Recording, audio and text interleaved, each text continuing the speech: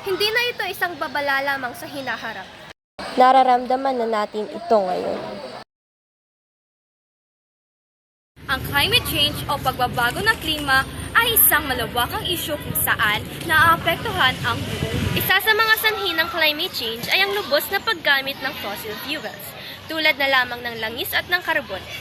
Dahil dito, lubos na umiinit ang temperatura ng kapaligiran dahil sa carbon dioxide, methane, maging na rin ng nitrous oxide. Sa pangdahilan ay ang walang tapos na pagpuputol ng mga puno at kagubatan, sapagkat ito ay nagdudulot rin ng masamang epekto sa ating kapaligiran. Umuusbong ang pagkakataon na magkaroon ng pagbaha at landslide na maaari magdulot ng sakuna. Umiinit rin ang klima sapagkat wala ng puno upang sipsipin ang carbon dioxide mula sa hangin. Nawawalan rin ng tirahan ang mga hayop na rumeresulta sa unti-unting pagkaubos nito o kaya ay pagka-endangered nito. Ang epekto ng climate change ay hindi lamang pampisikal ang aspekto, pati na rin ang kabuhayan, kalusugan ng mga tao ay nilalagay sa panganib. Isa sa mga halimbawa ng mga tao lubos na naapektuhan ng climate change ay ang mga magsasaka. Sila ay labis na nahihirapang mag-ani dahil sa pabago-bagong panahon. Dahil dito, tumataas ang presyo ng bilihin at bumababa ang supply ng pagkain. Dahil sa mas lumalala ang global warming o pagtaas ng temperatura sa buong mundo, natutunaw ang mga yelo sa mga rehiyo polar at tumataas ang antas ng tubig sa dagat. Sa makatuwid, mas madalas na nararanasan ang malakas na bagyo, matinding init at tagtuyot sa iba't ibang panig ng mundo. Ngunit, ano nga ba ang mga senyales at palatandaan na nagaganap ang climate change? Sa patuloy na pagdaloy ng panahon, maraming pagbabago sa ating kapaligiran ang hindi na maikakaila. Mga senyales na nagpapahiwatig ng pagbabago ng klima. Unti-unting lumilitaw ang iba't ibang palatandaan na nagpapahiwatig ng pagkakaroon ng climate change.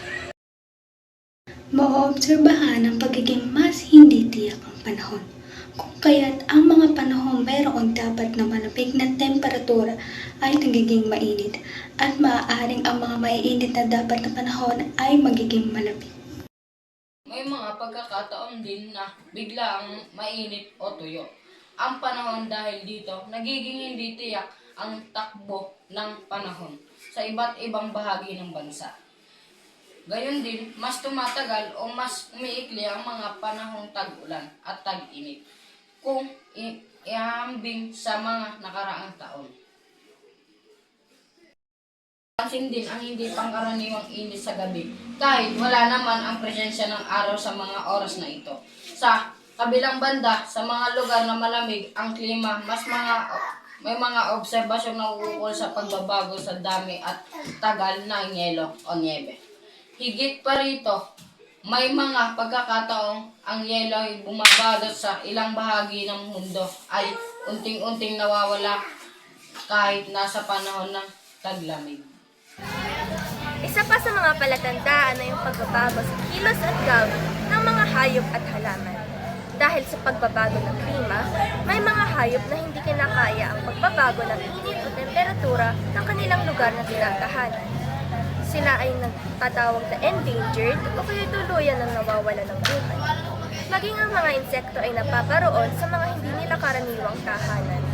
Maging ang mga bulaklak at halaman ay namumunga o bumubungad sa mga panahong hindi naman inaasahan.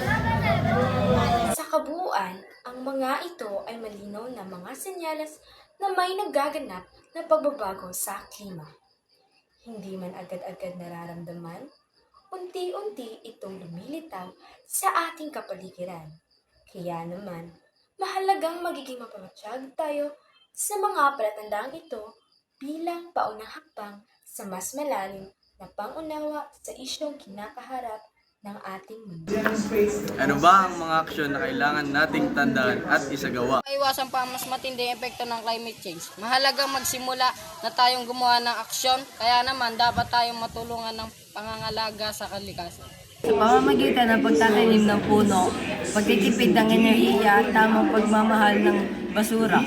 Makakatulong tayo sa pagbaba ng epekto ng climate change. Bagamat ang pagbabago ng klima ay suliraning hindi kaagad masosolusyonan, ito ay problemang dapat kaharapin ng bawat individual. Dapat nating maunawaang ang mga simpleng aksyon ay mayroong malaking kontribusyon kung ito ay mayroong paninindigan. Kapag tayo ay kikilos ng sama-sama, may pag-asa pa tayong maisalba ang ating mundo para sa susunod na henerasyon.